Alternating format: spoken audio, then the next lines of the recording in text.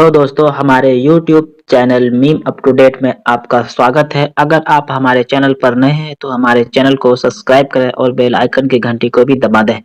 मजलिस इत्तेहादुल मुस्लिमीन यानी बैरिस्टर असदुद्दीन अवैसी साहब जो है ओम प्रकाश राजभर के साथ शुरू से ही गठबंधन में थे, संकल्प भागीदारी मोर्चा में थे। लेकिन घटनाक्रम बहुत तेजी से बदला और कौन जानता था कि ओम प्रकाश राजभर जो असदुद्दीन अवैसी साहब को जो लास्ट एंड वक्त में धोखा देगा, लेकिन उन्होंने धोखा दे दिया। उसके बाद क्या हुआ, मुख्तार अंसारी के बारे में बात करेंगे कि क्या हुआ मुख्तार अंसारी के साथ और क्यों आगे इस तरीके से उसे परेशानी उठाना पड़ रहा है, तो सारा बात बिल्कुल बताते हैं। जब जो है समाजवादी पार्टी से ओम प्रकाश राजभर शामिल हो गए, शामिल होने के बाद क्या हुआ कि ओम प्रकाश राजभर जो है मुख्तार अंसारी के बेटे से और मुख्तार अंसारी से जेल में उनकी मुलाकात होती है। मुलाकात होने के बाद ओम प्रकाश राजभर ने उसे यही कहा कि अगर आपको जो है मायावती पार्टी से निकाल दिया है तो समाजवादी पार्टी जो है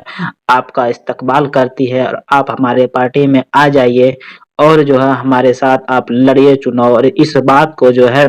मुख्तार अंसारी साहब बिल्कुल मान गए हैं और ऐसा लग रहा है कि अब जो है मुख्तार अंसारी साहब जो है समाजवादी पार्टी के साथ ही लड़ेंगे चुनाव। तो आपको देखा जाए, आपको बता दें कि मजलिस इत्तेहादुल मुस्लिमीन के हर एक नेता ने, खुद असदुद्दीन अवैसी साहब ने मुख्तार अंसारी साहब को अपने पार्टी में आने के लिए कि अगर आपको मायावती छोड़ दिया है तो आप हमारे पार्टी से लड़ लीजिए, आप जहां से चाहे वहां से लड़ लीजिए, आप जितना सीट चाहते हैं आपको उतना सीट दिया जाएगा। हर एतबार से मजलिस इत्तेहादुल मुस्लिमीन जो है मुख्तार अंसारी साहब को अपने पार्टी में शामिल करने के लिए कोशिश किया और यहाँ तक कर दिया कि अगर जो है मुख्तार अंसारी साहब खुद जो है अपना इंडिपेंडेंट खड़ा होंगे तो हम अपनी पार्टी से उम्मीदवार उसके सामने खड़ा नहीं करेंगे। इतना तक बावजूद होने के बावजूद भी जो है मुख्तार अंसारी साहब जो है वो एसपी से यानी समाजवादी पार्टी से मिल गए हैं। तो असदुद्दीन अवैसी साहब और उनके समर्थक बिल्कुल गुस्सा में हैं और हताश है और परेशान और एक तरह से